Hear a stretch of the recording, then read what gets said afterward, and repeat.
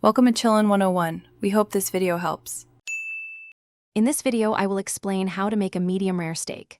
First, select a quality cut, ideally 1 to 1.5 inches thick, like a ribeye or New York strip. Pat your steak thoroughly dry with paper towels. This is crucial for achieving that beautiful crust.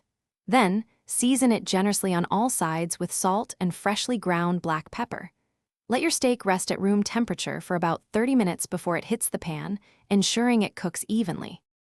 Next, we'll create that incredible crust. Place a cast iron skillet over high heat and let it get screaming hot. Add a tablespoon of high smoke point oil, like grapeseed, to the pan. Carefully place your steak in the hot skillet and sear it for 1 to 2.5 minutes per side. You're looking for a rich, deep brown crust. Don't forget to use tongs to sear all the edges for about 30 to 60 seconds each. Now, to achieve that perfect medium rare doneness, we'll finish the steak in the oven. Transfer your hot skillet with the steak directly into a preheated oven set to 400 degrees Fahrenheit. Bake for 5 to 10 minutes, depending on your steak's thickness. The key is to use a meat thermometer. Remove the steak from the oven when its internal temperature reaches 125 degrees Fahrenheit, as it will continue to cook while resting.